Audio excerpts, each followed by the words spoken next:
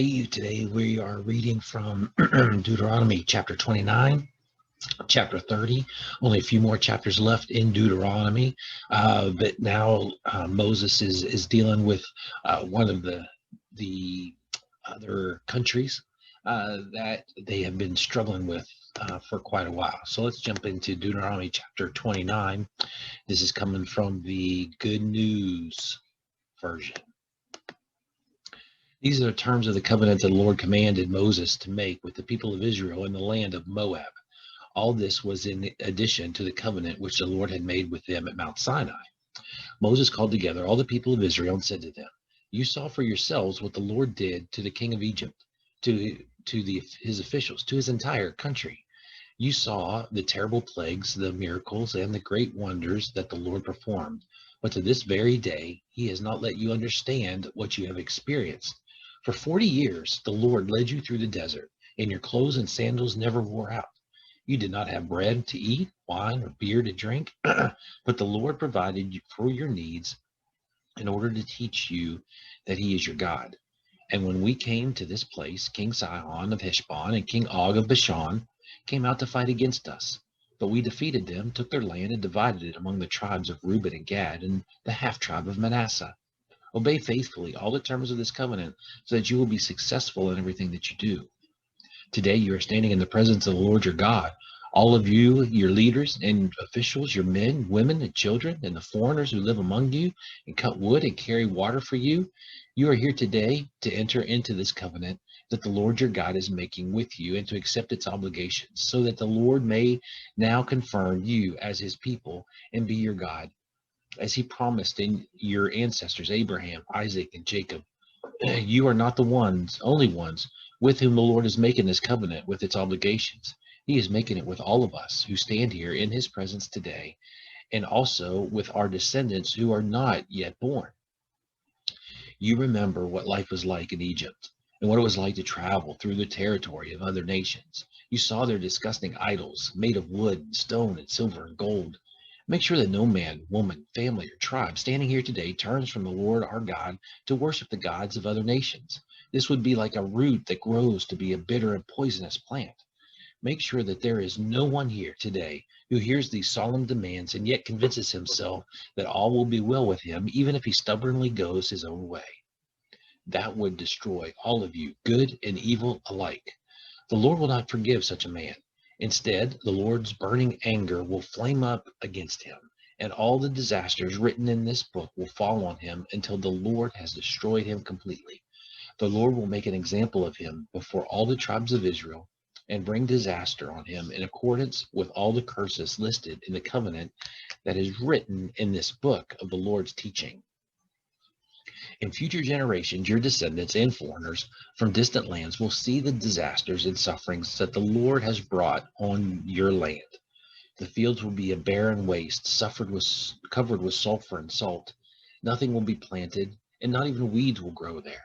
Your land will be like the cities of Sodom and Gomorrah, of Admah and Zeboim, which the Lord destroyed when he was furiously angry. Then the whole world will ask, why did the Lord do this to their land? What was the reason for his fierce anger? And the answer will be, it is because the Lord's people broke the covenant they had made with him, the God of their ancestors, when he brought them out of Egypt. They served other gods that had never worshipped before, gods that the Lord had forbidden them to worship. And so the Lord became angry with his people and brought on their land all the disasters written in this book. The Lord became furiously angry, and his great anger uprooted them from their land and threw them into a foreign land, and there they are today. There are some things that the Lord our God has kept secret, but he has revealed his law, and we and our descendants are to obey it forever. I've now given you a choice between a blessing and a curse. When all these things have happened to you and you are living among the nations where the Lord your God has scattered you, you will remember the choice I gave you. If you and your descendants will turn back to the Lord with all their heart, obey his commands that I am giving you today, then the Lord your God will have mercy on you. He will bring you back from the nations where he has scattered you, and he will make you prosperous again. Even if you are scattered to the farthest corners of the earth, the Lord your God will gather you together and bring you back, so that you may again take possession of the land where your ancestors once lived. And he will make you more prosperous and more numerous than your ancestors ever were. The Lord your God will give you and your descendants obedient hearts, so that you will love him with all your heart, and you will continue to live in that land.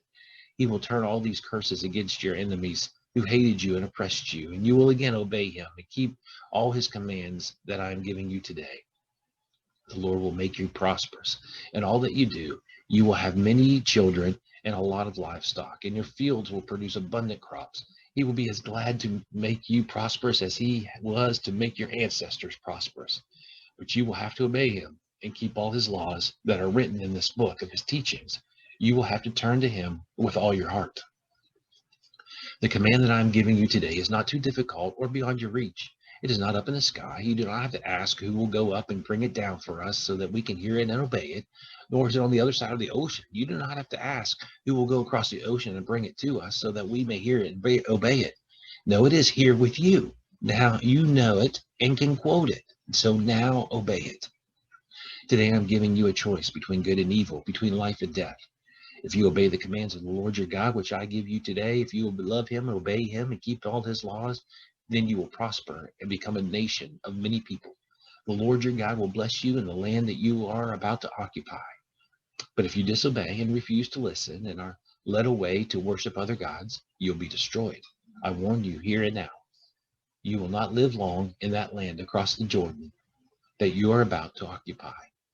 I am now giving you the choice between life and death, between God's blessing and God's curse. And I call heaven and earth to witness the choice you make. Choose life. Love the Lord your God. Obey him and be faithful to him. And then you and your descendants will live long in the land that he promised to give your ancestors, Abraham, Isaac, and Jacob. And so really every day, every decision that we make is a choice between good and evil. What are we going to choose, God's way or our way? And too oftentimes we choose our way, and it doesn't turn out very good. And so the challenge is to choose what is good every single time, trusting that the Lord is going to provide a way for us. Have a great day.